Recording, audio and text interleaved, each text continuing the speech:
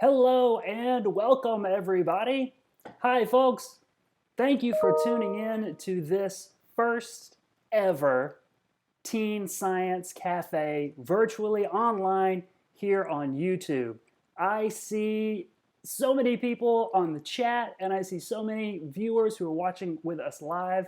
Thanks so much for tuning in. We're really excited that the North Carolina Museum of Natural Science, working with the Teen Science Cafe Network, could bring you this very special live program featuring a very special guest, epidemiologist Nick Generous. Nick, how are you doing today? Doing great, Chris. Thanks for having me. So glad that you could join us. Folks, we've got a cool program. I think you're going to enjoy it. I want to lay down just a few ground rules. I want you folks in the chat. I want to see how you're enjoying the program. If you have questions for Nick, you can post those in the chat box there on the side. We'll be getting to those throughout the program and definitely after the presentation, after we've heard a little bit from Nick. I do want to remind everyone to please be respectful of our guest speaker and be respectful of one another in the chat box. Ground rules laid. Nick, how are you doing? How are things? Things are good, but busy. I'm an epidemiologist, which means I study the spread of disease and monitor outbreaks. And this outbreak that's been going around the world, this pandemic, has been keeping me real busy since January. I can only imagine how busy someone who tracks disease must be in the midst of a global issue like this. Most definitely.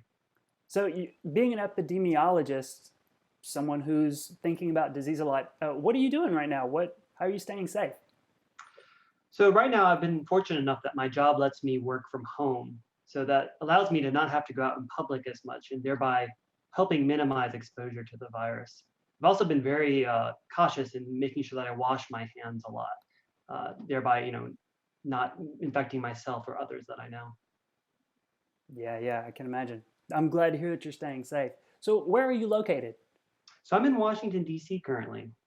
Oh, exciting. Not too far from where we're at, although I'm not actually at the Museum of Natural Sciences right now, but I'm close to Raleigh, North Carolina. So, I think let's dive in. Everybody, I hope you're ready. Don't forget, pop your questions and comments into the chat box for Nick as we go, and as they come to you, we'll be getting to those later in the program. They look great. Awesome. So I'm going to be talking today about preventing pandemics and the importance of public health. And as you can probably imagine right now, in the midst of this global pandemic, this is a very important topic.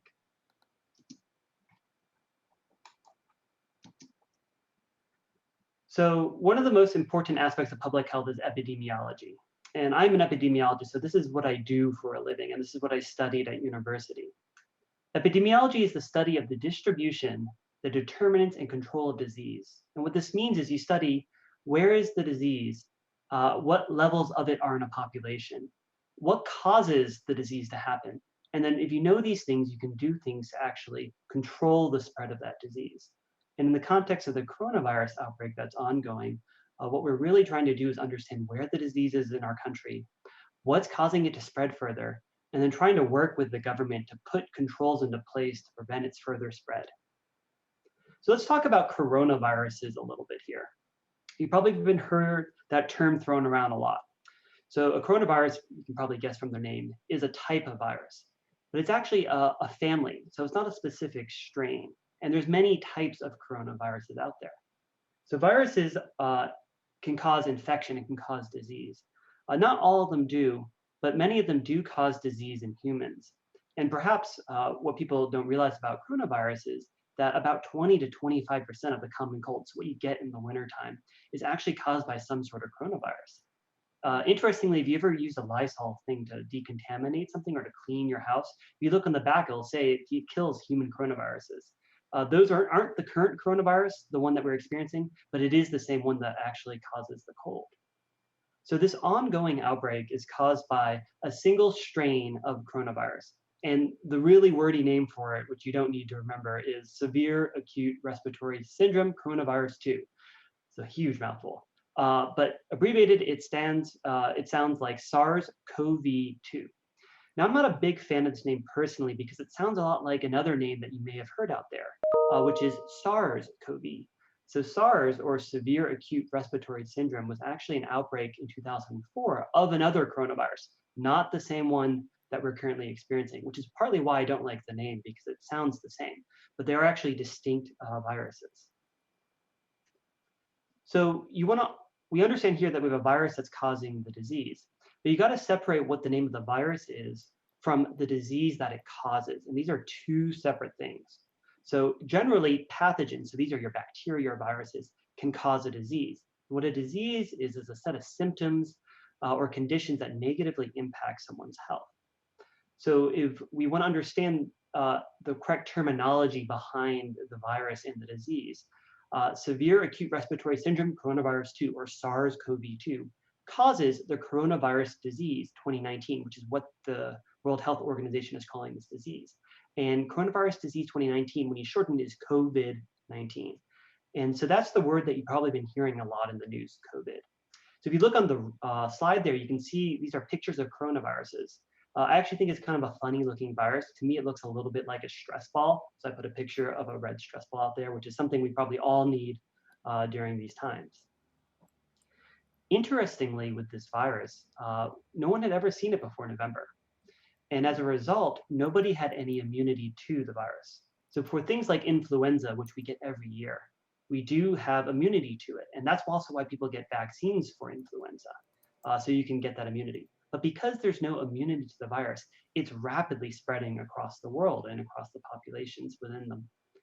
So an important kind of concept to understand when you're talking about diseases is this idea of an incubation period.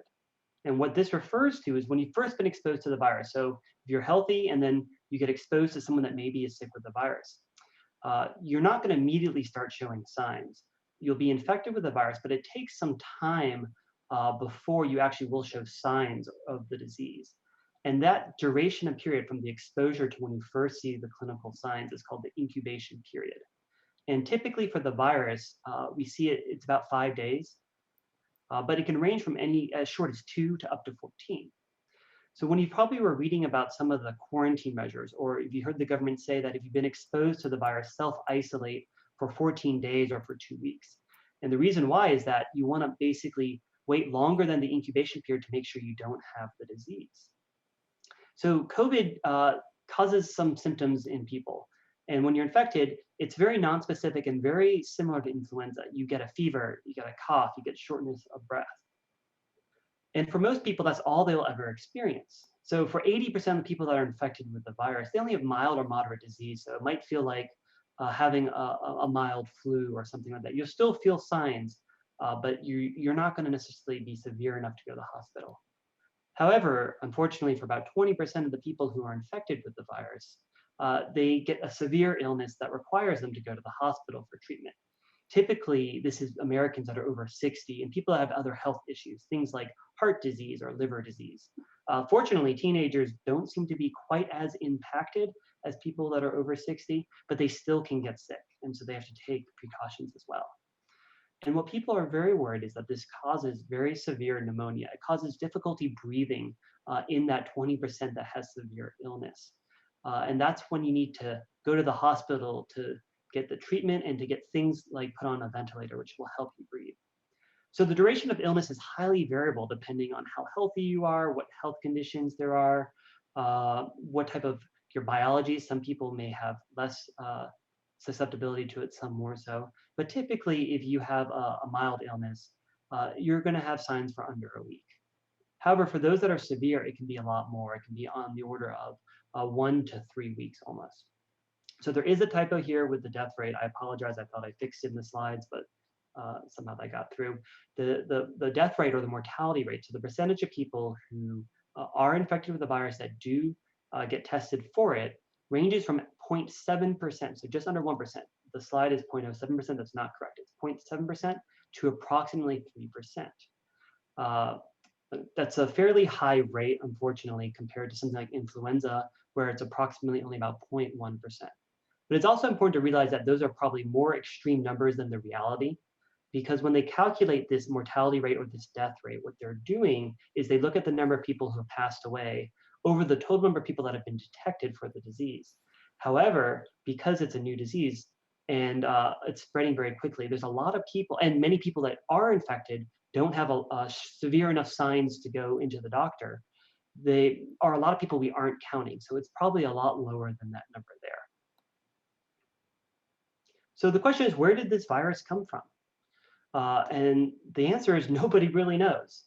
And it might think kind of weird that in this modern era with all the technology we have, that there are viruses and diseases out there that we just have not identified yet. But that is true.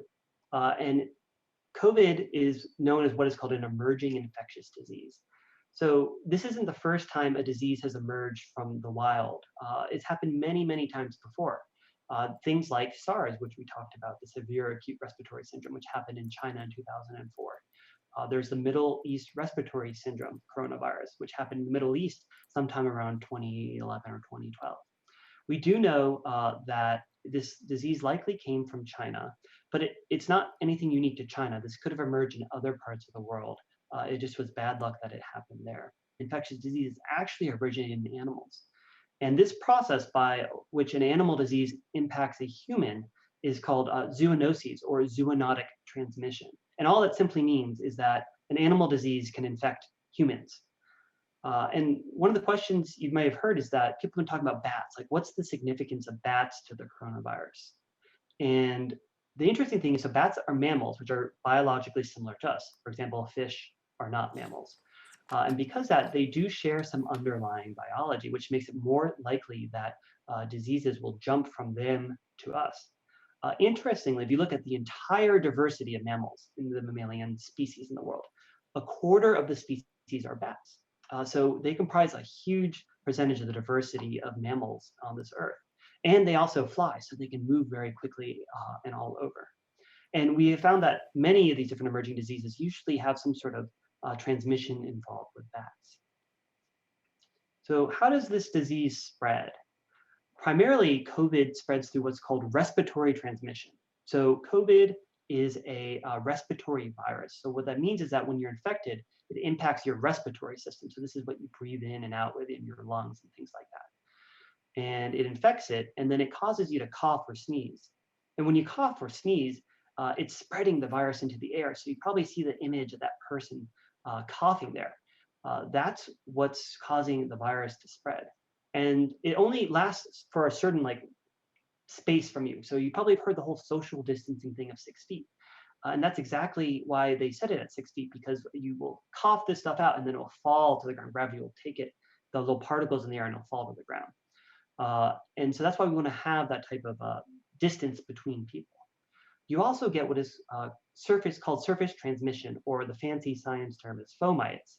But what this means is that the virus can survive outside of your body for short periods of time, probably not more than an hour or two, but it can survive on the surfaces. So for example, say someone was sick and they coughed into their hand, and then they went to a door and then used the doorknob to open it.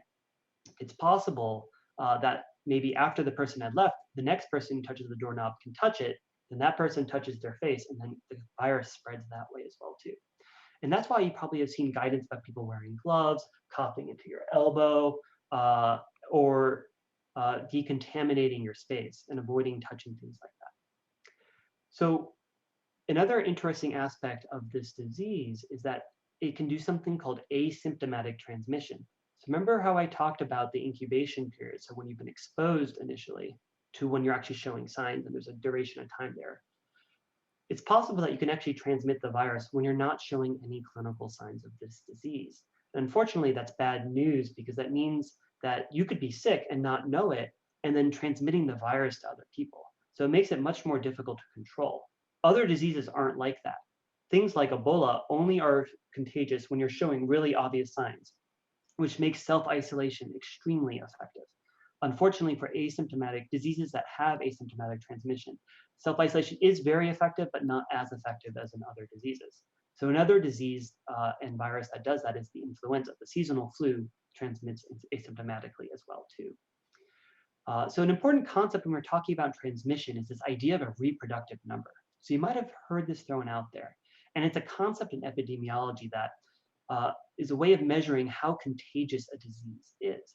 So if you're sick as an individual, during the course of your infection, when you're ill, you'll spread the disease. And so the reproductive number refers to how many people you infect when you're sick yourself. So if you look at the diagram on the bottom left there, you'll see the little yellow circle. So that's, and then you'll see the red ones that are filled in there. That's how many other people on average will be infected from someone that has the coronavirus, this COVID-19. And so the number they assign it is 2 to 3, which means that on average, every infected person with coronavirus will infect 2 to 3 other people. And as you can tell, if you look at it over multiple generations, so if one person infects 3 people, and then each of those people infect 3 people, and then each of those people infect 3 other people, you get something called exponential growth. So this is where a trend where you start seeing numbers double or triple. So for example, if you want to talk about doubling, it goes from 1 infection to 2 to 4 to 8 to 16 to 32 to 64, so on and so forth. So it keeps on doubling, and it produces, if you see that little chart on the bottom right, an exponential trend. And that's what we're seeing around the world, and why people necessarily weren't very worried, weren't attuned to how worried they should be, because when they started seeing the first numbers coming back out in January or December, it was very small. It was, oh, only 500 people are sick. But we've gone from 500 people sick in January to over 1 million today that we've been able to detect. And it's likely to grow beyond that. So this exponential trend is very important to understand, because that's how diseases spread. They spread exponentially. And this number isn't static. So the goal of this number is it's variable. So if everyone stays at home, we can lower that reproductive number. So let's do a little thought experiment here. So if the reproductive number is greater than 1, if it's 2, you're going to see numbers double every generation. If it's exactly 1, what do you think will happen? What will happen is that the outbreak will neither grow nor will it decline. It'll just stay at the same number of levels.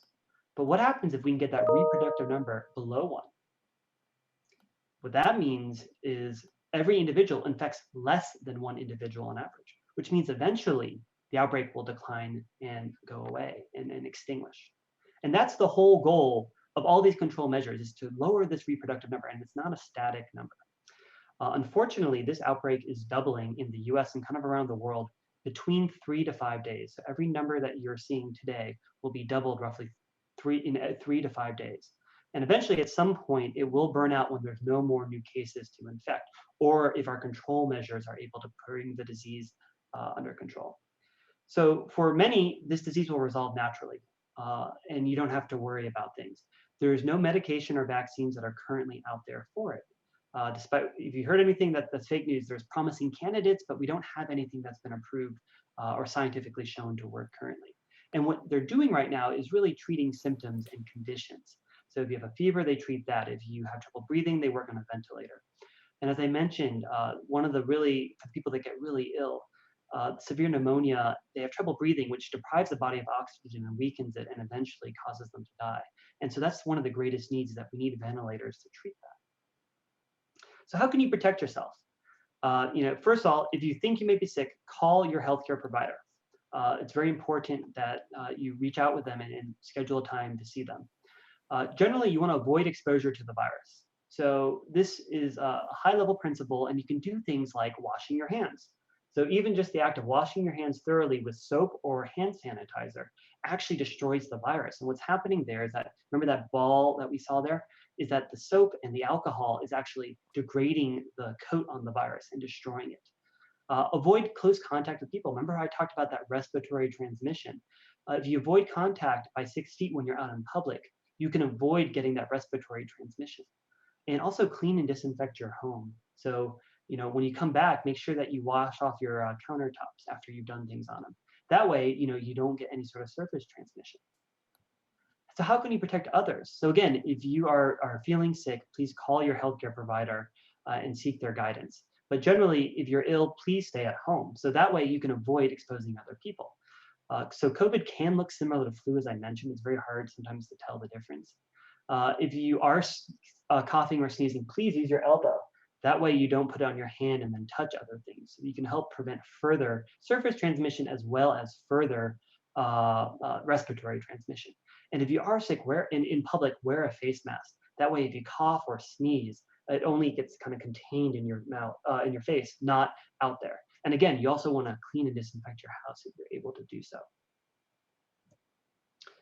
So what is an outbreak?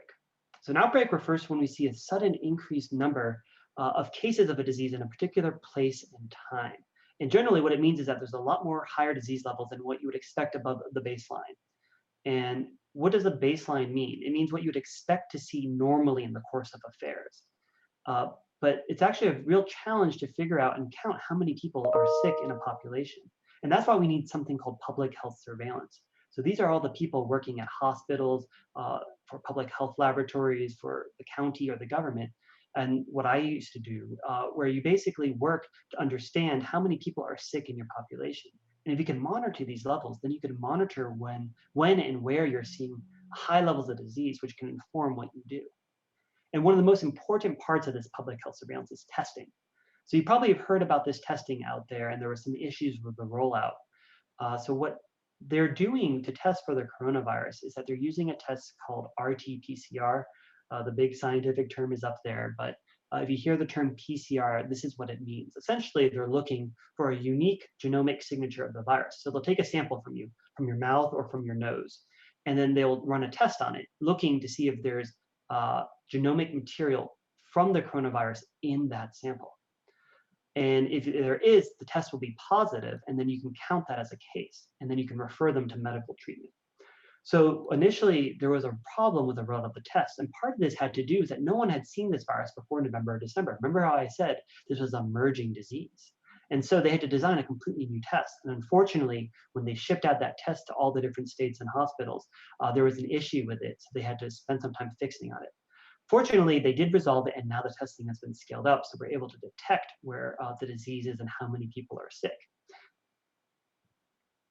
So it's possible to use this data on the disease levels and the properties of its spread, the biology, to use mathematics to simulate the spread of disease. So you can actually do a disease forecast. So just like a weather forecast that will tell you that it's going to rain next week, you can do the same thing for a disease forecast. And this is what the government is doing. So actually, I used to work doing this for the government as well. And why you'd want to forecast the disease spread is that you can use it to help plan how you're going to fight it. So if you know that there's going to be a lot of sick people in this state or this county next week, you can put resources there so that they can fight it.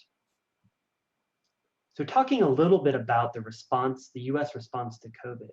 So as I mentioned, the disease emerged in China probably sometime in November and spread there.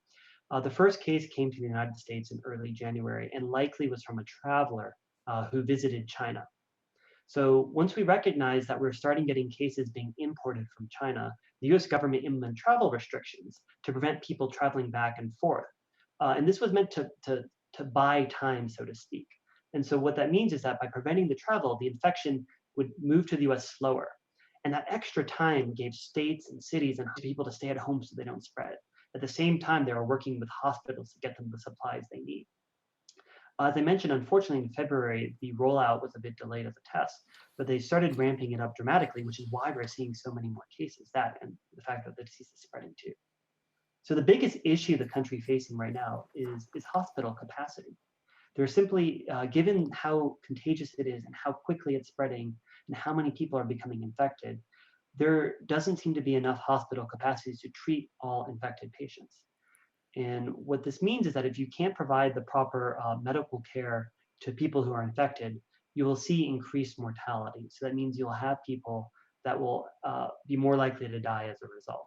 And so when you looked at those numbers I provided on the mortality rate before, the 0.7% to 3%, the more hospital capacity has, the closer you can keep it down to that 0.7%. When you aren't able to do that, you start seeing those higher numbers.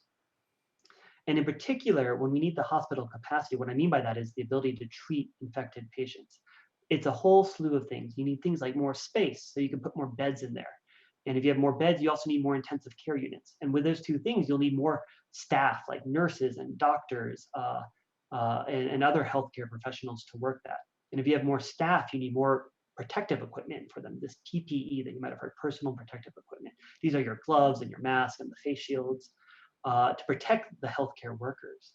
And you'll also need more ventilators to treat the infected patients. And so right now, that's what the government is focused on, is trying to increase the hospital capacity by providing all these extra stuff across the country at the same time. And they're all trying to do the same thing, which is on this chart here. And the term you might have heard out there is called flattening the curve, and it refers to you want to flatten how many disease cases there are. So there's two outbreak curves here. On the y-axis, you have the number of cases. On the x-axis, you have the time since the first infected case of the virus. If we don't do anything, if we don't social isolate, if we don't tell people to stay at home, if we don't wash our hands, what's going to happen is that everybody will get sick quicker because the disease will spread faster. And imagine if everybody in the country got sick in 1 week or in 2 weeks. There would be not enough hospitals and doctors and medication to treat everybody. And that's going to cause a lot of excess mortality. However, if we're all able to socially isolate, stay at home, wash our hands, find more hospital beds, we can spread out the outbreak and keep it so that we can have enough beds and hospital capacity to treat everybody. So that's what that dotted line there is, how much ability our healthcare system has to treat infected patients. And if we're able to implement these protective measures, these teleworking, these why we're going to online school, why are this teen science cafes online, so we can minimize exposing people to the virus, we can slow the spread of it, which will cause it to elongate and then be within our ability of our healthcare system to treat. But paradoxically, if we do implement all these protective measures and slow the outbreak or flatten the curve, it will actually make the peak of the outbreak later than it would be otherwise. So you probably have heard a lot of talk out there about vaccines and medication for that. As I mentioned, for the coronavirus, as I mentioned, there's no drug or vaccine that's currently approved to treat the coronavirus. However, there's a lot of promising drug candidates and vaccine candidates that are currently in trials, and there's some anecdotal evidence, but you have to go through these clinical trials before they can be approved. So unfortunately with vaccines, so vaccines are these compounds or a shot sometimes that you can give to yourself that prevent you from getting the disease. And usually it's by exposing you to some part of the virus that's not necessarily deadly, but your body's immune system can recognize it. And so therefore, when you do get exposed to the real virus, you don't catch it. Even in the best case scenario, it'll still be 12 to 18 months till we have a vaccine. So it's not useful necessarily for this season of the outbreak, but if there is one in the future, we'll probably have a vaccine to treat it.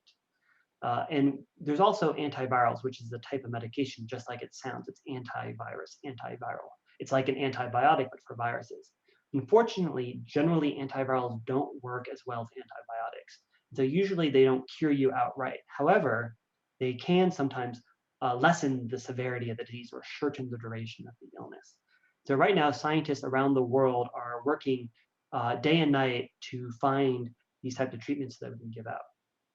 The other thing I want to talk a little bit about is the fake news, the disinformation or misinformation surrounding the outbreak. There's probably been a lot of that, and it's being driven by a lot of the concern and the fear people have. So when you're in doubt with any sort of information, before you share things without checking on social media, check the CDC website at cdc.gov or the World Health Organization website at who.int. And so some of the common dis or misinformation things out there, this isn't a bioweapon. This is a natural disease that emerged from nature. There's also going to be no national lockdown or quarantine. There are governors and states and cities encouraging you to stay at home, but this is not a mandatory quarantine. And you'll still be able to go to work, still be able to go food shopping, and still be able to seek medical treatment. There aren't any currently scientifically proven treatments out there for it. So there's no drug, there's no essential oil, no vitamin that will cure it. And this disease can impact young people. Although it disproportionately impacts people over 60, it can impact teenagers too. And there has been a few cases where teenagers have passed away and teenagers that have visited hospitals as a result. And it's important that everybody, young and old, take the appropriate measures to keep themselves and other people safe by respecting the stay-at-home orders and social distancing guidelines. So where is this going to take us? So I've talked a little bit about what is this virus, what's going on currently in the country, and what we can do about it. And unfortunately, we don't know. We are mounting a very aggressive response to it. But we don't know if this disease will become seasonal. It's possible, based off of other like influenzas that have emerged in the past, that this might turn into a seasonal disease. However, it will likely be much less severe because the population will have some sort of level of immunity to it, and will probably have a vaccine in the future. It's also possible that we get this disease under control and we don't see it come back. And these are what our healthcare workers are working tirelessly day and night to do and to accomplish. It's very likely that we'll have some sort of vaccine or medication sometime in the future, and that all the preparation and the funding that we're doing to fight this will make the US more prepared the next time that we have a pandemic or outbreak like this. Well, thank you very much.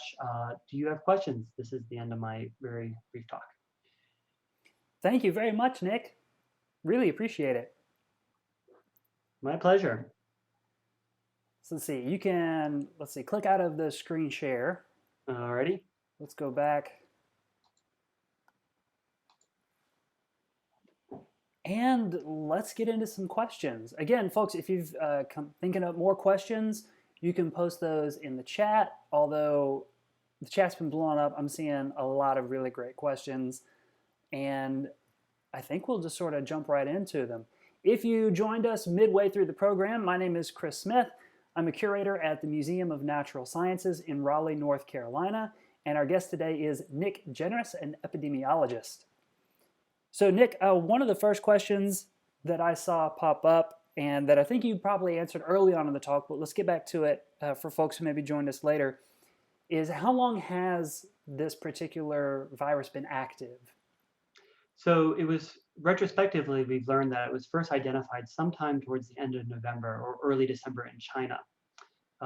What happened was a bunch of people in Wuhan, China, which is where the epicenter in China was, were showing up to the hospital with weird pneumonia that had not been, they weren't able to diagnose what it was. And it kept on spreading, which is what alerted the Chinese government. And once it got concerning enough, they alerted the World Health Organization. And that happened sometime in mid-December.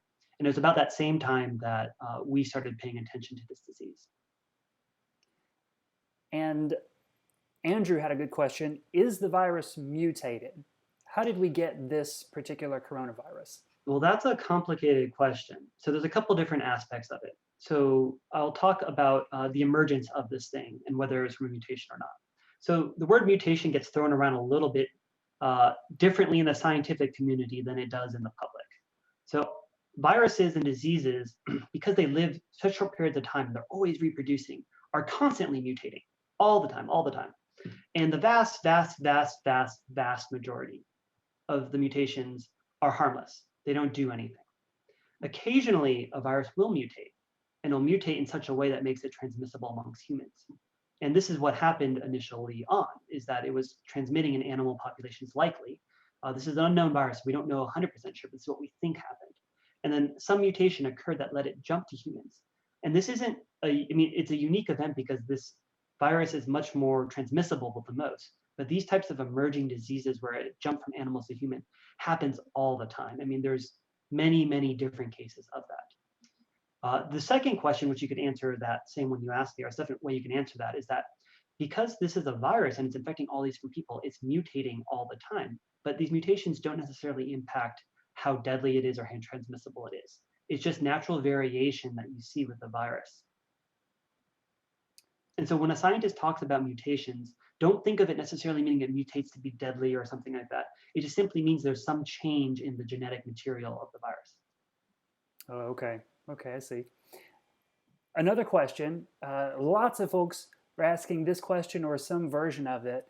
How long is this going to last? When would we expect this pandemic to, quote unquote, blow over? That's a really good question. So nobody knows for 100% for sure. As I mentioned, this is an emerging disease and it's spreading around the country. And but we can look to other places that have gotten the disease under control to get some sort of sense about how long this takes. So the two countries that so far have seemed to have gotten the disease mostly under control are both China and South Korea. And it took them several months to do that from the time the outbreak first started. So if you look at China, the outbreak first emerged sometime in late November, early December. And then they started getting it more under control towards late February, early March. Likely, there's not going to be a complete, like, flip a switch, everything opens up. There's going to be some sort of phased approach to opening up things, depending on the different risks. And it's also going to be very dependent on where you are in the country. So some places like New York City and New Jersey the outbreak is really bad right now. Communities respond to these control measures that are being put into place by states and cities. So does the population adhere to the social distancing guidelines? Do people stay at home? Are they very good at avoiding it? Is everybody washing their hands? If more people do those types of things, the sooner we'll be able to reopen up society. Another question that I saw come through is kind of related to that too. Mrs. Robinson's class at Phoenix Academy Mm-hmm. asked, "Are masks and gloves needed in public? And what do you do if you don't have access to masks and gloves?" That's a very good question. So let's talk first about masks. So for masks, there's an interesting debate going on, and it's not completely decided. So my first advice is always go take a look at the CDC website and look at their guidance. So currently the guidance for the masks is that unless you are sick or are a healthcare worker, the public doesn't necessarily need them. There is some talk about changing that guidelines for other people, but currently I would probably stick with those guidance. The importance of a mask does a couple different things. One is that it helps you prevent from spreading things further, and it also prevents you from touching your face. But it's important that when you do have a mask that you use it appropriately. So you need to make sure that it fits correctly, because you don't want to be fidgeting with it too much, because then you will be touching your face more, which is counterproductive. Conversely, you also want to make sure that it fits, because it don't want the air getting in and out, because otherwise it defeats the purpose of a mask. Lastly, you do need to exchange them over time if you are using them. So if you don't refreshen them, it's possible you can be carrying the contagion further. So that's why currently I believe the guidance is the way it is, but they may change it in the near future. So my advice is look to your Department of Health for your state or the CDC website. As to gloves, if you can get access to gloves, that's ideal, because then you can throw them out. But you don't need them. Washing your hands with soap or washing your hands with hand sanitizer or some sort of rubbing alcohol will do the same things. So if you look at the CDC website, you can see kind of the guidelines for that as well too. I just saw a really great question come through, Mhm. and maybe you can help with it. What about folks who are immunosuppressed or are on medications that suppress their immune systems for different reasons? So those people should take extra precaution, because they may be at more risk if they do contract the disease. I mean, that is personal to me as well too, because I have a brother that's on a medication that suppresses his immune system. And so you need to take extra precaution and be vigilant in following the guidelines put out by your local health departments and the CDC. Another great question, and I saw this one come through a lot as well. Could this coronavirus mutate into something worse? It's possible, but it's probably unlikely given the way it's spreading. Because we have it under all these control measures, it's very hard to mutate viruses in a way that make them more transmissible. Occasionally it happens, but it's unlikely given it's unlikely given the biology of the situation. The Teen Science Cafe Network posed a question, but I think it's a good one too. Mhm. Why do we have false negatives? False negative. So what this refers to is you might get a diagnostic test. You get a sample. They take a sample from you and they run this PCR test I was talking about, this test for the coronavirus. So a false negative means that you could be sick, but the test says that you're not. And the reason why is that tests aren't perfect. They don't tell you with 100% accuracy whether you have the disease or not. There is error on them. So it is possible to give you a false result. And that was one of the concerns with the initial rollout of the test. And part of that is, if you do think you had a false negative result, work with your healthcare provider to maybe get tested again if you're showing the types of symptoms. And so ideally, to prevent those, scientists work to design tests that minimize that possibility. Or you can use two sets of tests that are likely not to give you the same type of error, so to speak. And what about this shortage of doctors, primary care physicians, healthcare workers? Is that real, and how does it affect our response? That is unfortunately a real problem we're facing across the country. So as I mentioned, this virus is transmitting all across the country very quickly, spreading to a lot of people. What's happening is enough people are getting sick that they're overwhelming the number of doctors and nurses and EMTs that are located in all the jurisdictions across the country. And so what they're trying to do to fix this is they're making it possible for people, you probably have heard these stories that in their fourth year of medical school, they're about to graduate in a few months, they're graduating them earlier. They're asking doctors that have recently retired to come back into service. They're also changing some of the licensure. So maybe if you're certified to practice in one state, you can practice in another state. So the government's working very hard and very tirelessly to identify ways to find more hospital staff to treat people in this disease. All right, all right. I'm going to ask one last question in the final few minutes that we have together. Nick, how did you become involved and interested in epidemiology? So I studied molecular biology as an undergraduate. And so that's like studying cells and biochemistry and things like that. And I really enjoyed it, but I thought it was a bit theoretical. So you'd spend your whole life studying how a cell reproduces or some factor in a cell. And when I got my first job, I did work designing and evaluating these tests, like these tests look for coronavirus, but for other types of diseases. And it was really exciting to learn about how these tests were used by epidemiologists and public health to inform how to stop outbreaks. And I really liked how applied that was. So instead of studying some sort of cellular fundamental biological process, I got to study and work on something that would have real impact in people's lives. Nick, thank you very much. Thanks, Chris. I really appreciate you having me on here. Thanks so much for bringing your knowledge and insight and expertise to our first ever Teen Science Cafe. This has been so much fun. I want to thank the folks who work for the Teen Science Cafe Network, Michelle and Mike, for helping us out today, making this program, for connecting us with you, Nick, so that we could put on this great program and get out some really great information about the current pandemic, but also the science behind how we track things like outbreaks and pandemics. I want to also thank folks at the North Carolina Museum of Natural Sciences who worked with us to help put this on. And thanks again to all of you for tuning in, watching, posting questions, making this a great show. This program will be available as a video on YouTube right here. I'm pretty sure you can use the same link even to come back and watch this program again in the future. Share it with folks to make sure that we're getting out the good word, the right message about how we prevent pandemics, the science that goes into it. Nick, I'm going to say thank you one more time because you did a fantastic job. Thank you. Really appreciate it. Be safe, everybody.